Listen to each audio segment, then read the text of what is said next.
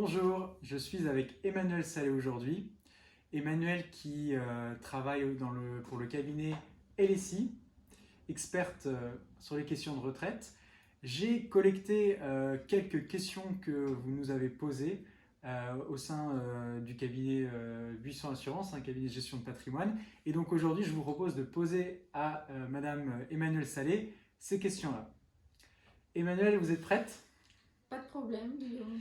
Bon, alors, on va commencer directement dans le vif du sujet par une question très générale qu'on nous a posée. C'est quoi finalement une bonne retraite? C'est quoi la définition d'une bonne retraite? Alors, il n'y a pas de bonne retraite en soi, ça n'existe pas, hein. Une bonne retraite, c'est la retraite qui vous convient, à vous personnellement et à personne d'autre.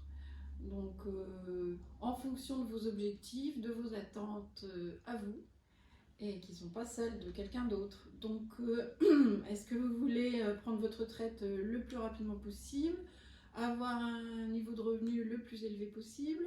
Est-ce que vous voulez une retraite hyper active ou beaucoup de liberté? Enfin, voilà. C'est très, très personnel. Bon, mais d'une façon générale, on peut quand même dire qu'une bonne retraite, c'est une retraite à taux plein. C'est l'objectif qu'il faut poursuivre. Parce qu'en règle générale, si on n'a pas le taux plein, les ennuis commencent. On nous parle de taux plein très rapidement dès qu'on aborde le sujet retraite, mais Ouais. c'est quoi du coup le taux plein? Alors le taux plein, c'est à la fois très simple et un peu technique. Le taux plein, c'est 50%. C'est ça le taux plein. C'est pas 100%, c'est 50%. 50% de quoi? De votre salaire, enfin votre revenu annuel de référence. D'accord. Alors le revenu annuel de référence, c'est ce qu'on appelle les 25 meilleures années, qui autrefois étaient les 10 meilleures années. C'est passé depuis longtemps à 25.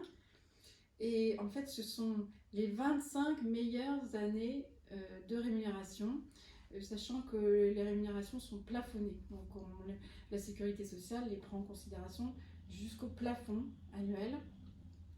Et actuellement, ce plafond, il est de 41 136 euros.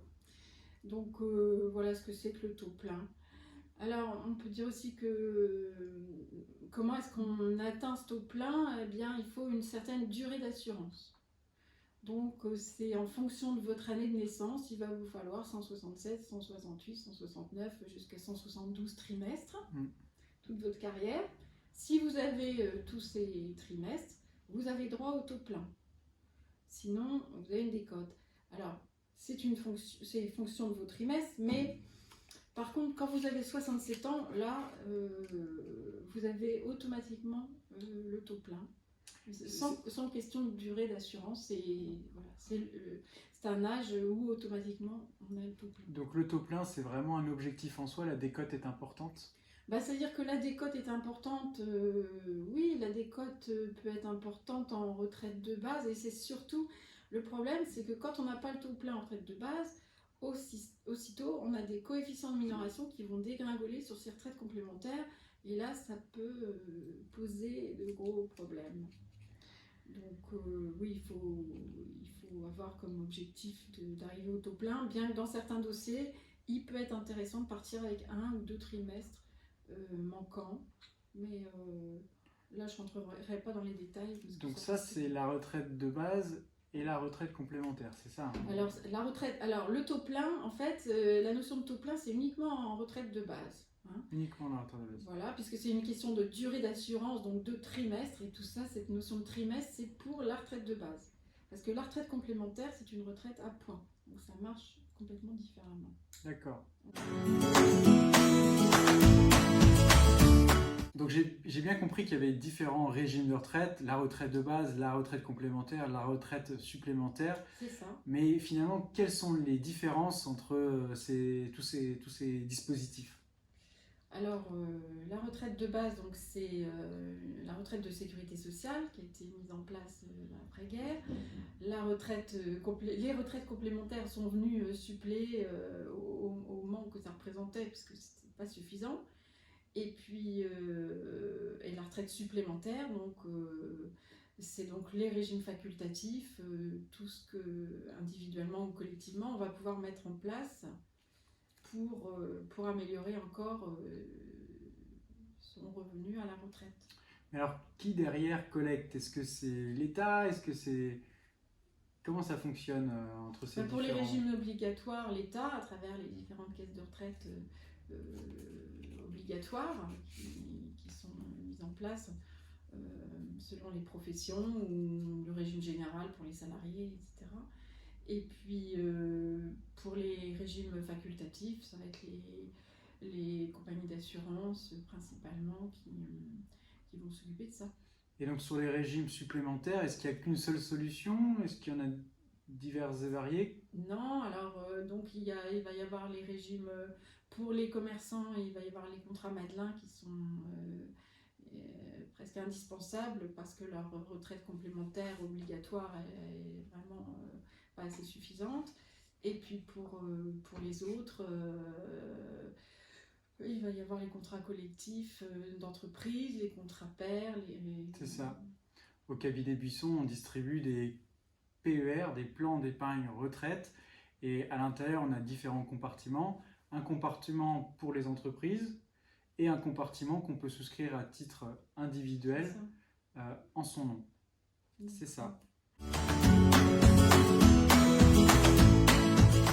Donc, on nous parle du taux plein comme critère principal pour pouvoir prendre sa retraite, mais qu'est-ce qui se passe si on n'a pas tous ces trimestres?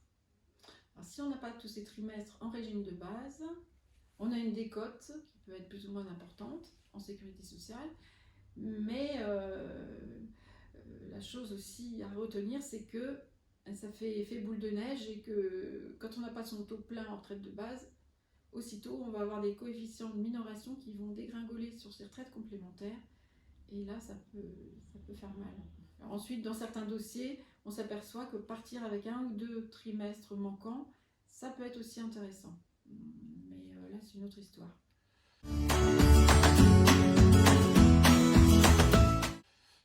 Donc au niveau des fins de carrière un peu atypiques, on a l'expatriation, on va l'aborder un peu plus tard, mais pour ce qui est du chômage ou une fin de carrière à temps partiel, qu'est-ce qu'on pourrait dire à ces sujets-là? Ouais. On pourrait dire que ça se fait beaucoup déjà, parce que les périodes de chômage en fin de carrière sont légion, en particulier quand on sort d'une entreprise par le biais d'une rupture négociée, on se retrouve à avoir des droits à chômage. Et ça peut être intéressant parce qu'au chômage, on valide des trimestres gratuitement et des points aussi en complémentaire gratuitement. Bon, après, il faudrait préciser dans quelle mesure on a ces trimestres et ces points, mais enfin, pendant toute la période de chômage indemnisé, et c'est donc une période maximale de 3 ans pour les personnes de plus de 55 ans, on peut valider, acquérir des droits à la retraite comme si on avait travaillé. Bon, ça a été mis en place selon le principe de la solidarité nationale, et donc on continue à acquérir des droits pour sa retraite. Et tant que à l'activité à temps partiel, en fin de carrière, ça peut être aussi très intéressant parce qu'on peut demander aux caisses, et en régime de base et en régime supplémentaire, on peut demander à bénéficier de la retraite progressive. C'est-à-dire, par exemple, quelqu'un qui va passer à temps partiel à 50% va pouvoir demander, dès 60 ans, qu'on lui verse déjà une partie de sa retraite, l'équivalent de 50% de sa retraite calculée, là, maintenant.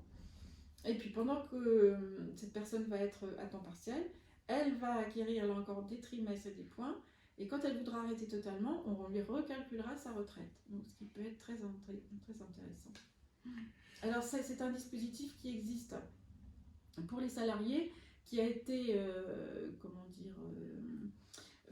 aussi permis pour les commerçants depuis quelque temps. Mais en revanche, les professions libérales, les mandataires sociaux, les dirigeants de sociétés qui n'ont pas de contrat de travail n'y ont pas droit pour l'instant. Voilà.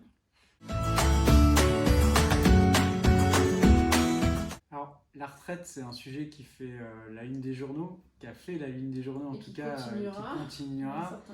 On voit souvent des gros titres, enfin en tout cas des jeunes des jeunes dire je n'aurai pas de retraite, ou encore voilà, des personnes qui sont sceptiques concernant l'avenir des retraites. Alors, est-ce que Emmanuel, vous pensez que nous n'aurons pas de retraite, que toute la jeune génération n'aura pas de retraite? Ça, c'est le tableau noir, noir, noir. Non, alors bien sûr, on n'a pas la boule de cristal, mais on peut penser que les régimes vont continuer à avoir des difficultés, qu'il y aura des efforts pour faire de toutes parts de façon à sauvegarder leur équilibre. Bon, on peut de façon certaine dire que dans l'avenir, ça ne suffira certainement pas à se constituer une retraite comme nos parents ont pu l'avoir. Et les jeunes, je pense, oui, doivent travailler leur dossier retraite. Ça veut dire quoi? Ça veut dire s'informer de ce qui se passe, de ce qu'ils peuvent faire pour leur retraite, la préparer, ne pas se dire oh, de toute façon on n'aura droit à rien. Non. Pas y penser tous les jours, mais enfin avoir ça quand même dans la tête et puis se constituer une épargne dès que possible au fur et à mesure pour pouvoir améliorer sa retraite des régimes obligatoires.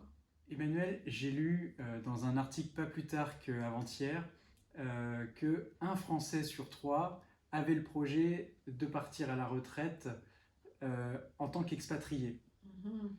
Une carrière en France et au moment de la retraite souhaite quitter la France.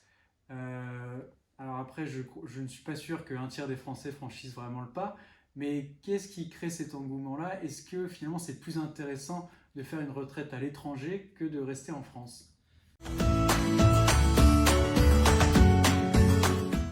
Oui, Guillaume, c'est vrai que c'est assez à la mode le départ à l'étranger pour la retraite. Alors d'aucuns partent en Thaïlande, au Maroc. À la recherche de soleil, voilà, finalement. au Portugal, hein, au départ, c'était. Et j'en connais, enfin, il paraît qu'il y a même des gens qui partent à Madagascar. Donc il faut quand même avoir le goût de l'expatriation et de l'aventure. Il y en a qui reviennent quand même assez rapidement. Pour d'autres, ça se passe effectivement très bien. Ce qui attire les gens là-bas, c'est le climat, effectivement, comme on disait, mais aussi le niveau de vie qui peut être intéressant, plus intéressant qu'en France en tout cas. Et puis la fiscalité, parce que par exemple au Portugal, il y avait une réglementation portugaise qui faisait que les retraités ne payaient pas d'impôts, et ça pendant les 10 premières années de leur retraite. Bon, c'est fini, il y a quelque chose encore, mais moins intéressant. Mais donc effectivement, ça attire pas mal. Après, il faut quand même avoir le goût de partir de France et puis de vouloir. C'est un projet de vie, hein, donc il faut voir. Le mot de la fin, c'est ça, et c'est finalement aussi le mot du début, c'est qu'une bonne retraite, c'est une retraite qui est en adéquation avec nos propres objectifs. C'est sûr. C'est ça. Merci beaucoup Emmanuel d'avoir pris le temps de répondre à toutes nos questions. Et je vous dis à très bientôt pour une prochaine vidéo.